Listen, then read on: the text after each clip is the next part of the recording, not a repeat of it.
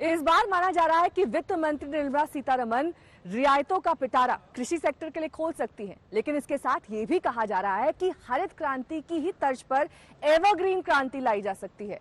हरित क्रांति तो लाई गई थी कि पैदावार बढ़ सके किसानों की, लेकिन एवरग्रीन क्रांति लाई जाएगी आपकी थाली की पौष्टिकता को बढ़ाने के लिए।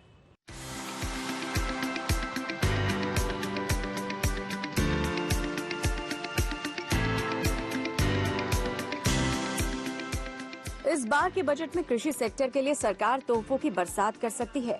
सबसे पहले तो लोगों को खाद्य सुरक्षा के साथ पोषण सुरक्षा प्रदान करने का काम आने वाले बजट के ऐलान कर सकते हैं। इसकी वजह है कि सरकार देश में कुपोषण की समस्या को लेकर चिंतित है। जिस तरह से खाद्यान्न उत्पादन के मामले में आत्मनिर्भरता के लिए हरित क्रांति का नारा दिया गया था, ठीक उसी तर्ज पर आने वाले बजट में कुपोषण की समस्या को दूर करने के लिए एवरग्रीन क्रांति का नारा दिया जा सकता है। एवरग्रीन क्रांति लाने की वजह को समझने के लिए हरित क्रांति से जोड़कर ही इसे समझा जा सकता है। खाद्यान्न की आयात पर निर्भरता खत्म करने के लिए देश में 1960 और 70 के दशक में हरित क्रांति का नारा दिया गया था।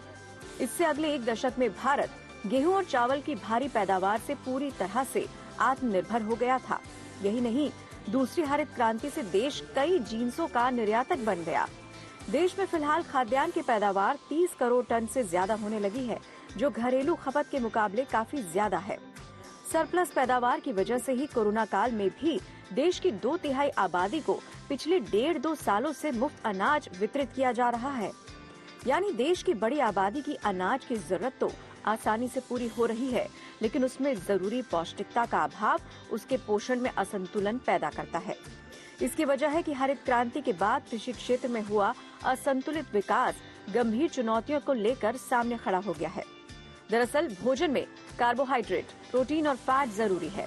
फिलहाल भोजन की थाली में कार्बोहाइड्रेट तो भरपूर मात्रा में उपलब्ध है, लेकिन फैट यानी खाद्य तेल और प्रोटीन यानी दालों की कमी से कुपोषण की समस्या पैदा हो गई है।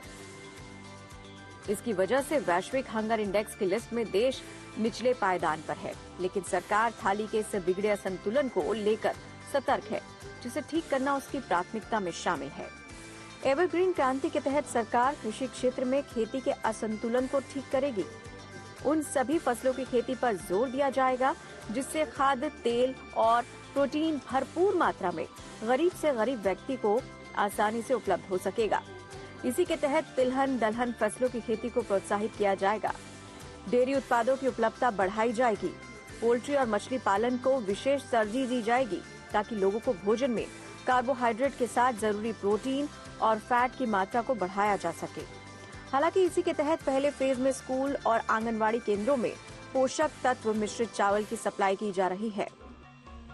दूसरे फेज में अगले 2 से 3 साल में सार्वजनिक वितरण प्रणाली के तहत सभी राशन कार्ड धारकों को पोषक तत्व मिश्रित अनाज ही दिया जाएगा। इस हालात से निपटने के स्थायी उपाय को एवरग्रीन क्रांति का नाम दिया जाएगा। इसमें उन फसलों और उत्पादों पर जोर दिया जाएगा जिनसे गरीबों की थाली तंदुरुस्त होगी। इसके साथ ही बागवानी, पोल्ट्री, मत्स्य और डेयरी को विशेष प्रोत्साहन दिया जाएगा। परंपरागत फसलों में उन पर ज्यादा बल दिया जाएगा जो पौष्टिकता से भरपूर है। आज तक ब्यूरो।